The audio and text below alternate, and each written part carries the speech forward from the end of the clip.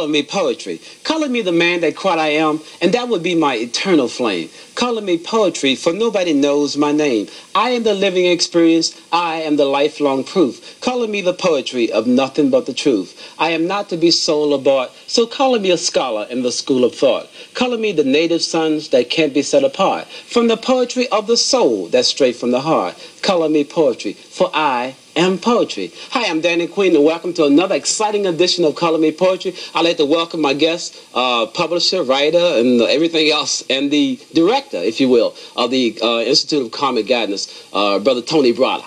How you doing? Welcome, Tony. It's great to have you here, and I've been trying to get you here for the longest time. Well, here I am. And a lot of things have been happening for you. A lot of things have been happening with the Institute. Let's first talk about the Institute of Comic Guidance, what it is, and how you got started. Sure.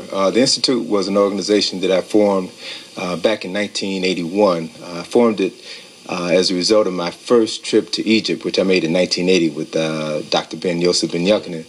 And that trip literally changed my life. It changed the way in which I saw myself. It changed the way in which I saw the world and how I interacted with the world.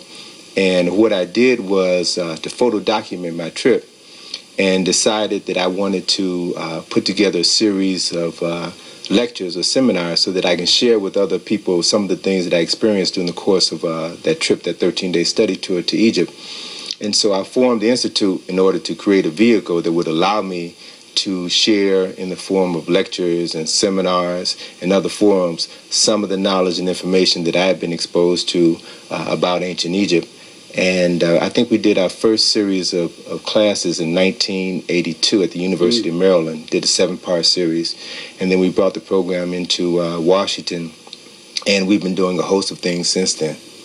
Bringing many different Afrocentric lecturers to town. Right. Well, we started that part of our program in 1987, our Free Your Mind lecture series. Yeah. Oh, that was an extension. Exactly. Yeah, I had been doing lectures and classes on my own for 6 years, and then it got to the point where I had been introduced to a number of profound thinkers and scholars, and so I decided to take a risk and to sponsor some programs, bringing some of these people here into the Washington area. And our first presenter was Dr. Asa Hilliard, who is my mentor. I remember that. And he did his famous Free Your Mind, Return to the Source lecture. As a matter of fact, the lecture series is named after that particular lecture that Dr. Hilliard gave, Free Your Mind. And so all of the programs that we've done over the past 6 years now, we've featured over 40 different lectures and scholars. We've accumulated over 250 hours of programs. And it's been a wonderful learning experience for myself as well as those people in the community who've been fortunate enough to attend our programs. The community response has been overwhelming, too.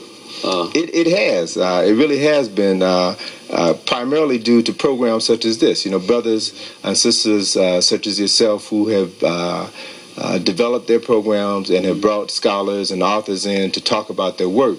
I can say that much of the success that we've had can be directly linked to Brother Elizabeth Middleton, yes, who has a program in South Carolina entitled For the People. Yes. And practically every one of the speakers that we've brought to the Washington area have appeared on that program, and because of the fact that people in the community were familiar with the speakers via the program, then when we brought them in town, then they knew what to expect, and so they came out to hear them and to support our activities. That's a very popular program here in the Washington area, and that is syndicated, isn't it?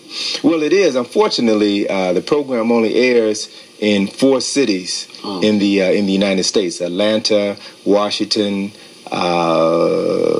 L.A., I believe L.A. and St. Paul, and it is also broadcast in I think 2 countries overseas.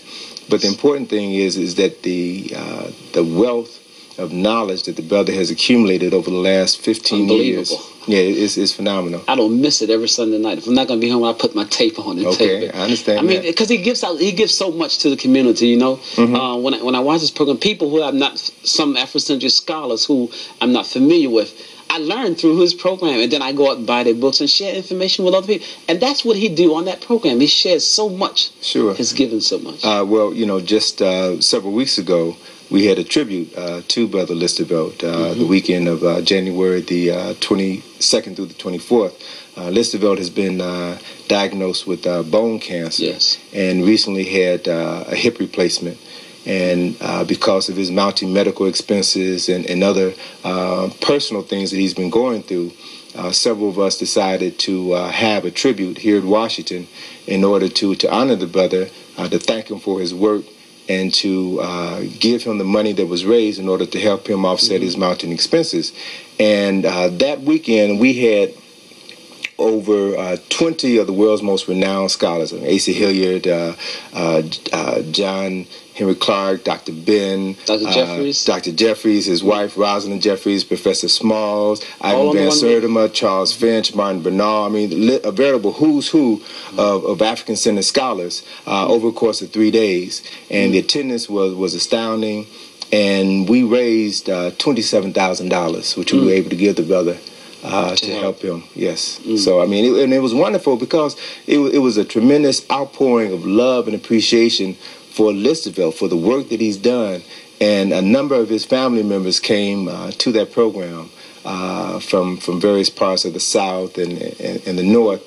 And they, knew of Listerveld because he was either their cousin or their brother, or had married their cousin or their sister. But they really didn't understand his work or the impact that he was having on people throughout the country. But when they were there and they saw the scholars talk about his work, when they saw the people in the audience applaud him, when they saw us raise, just by passing the hat over the course of 3 days, we raised $10,200. So his family wasn't really familiar with him in that way. Well, part of the problem is that with your family, with any family, those people who walk a different path and who have a mission, not necessarily understood by their loved ones. That's true. And so, in many instances, you're better appreciated by strangers than you are people in your own family. But without a shadow of a doubt, as a result of that weekend, they developed a different view of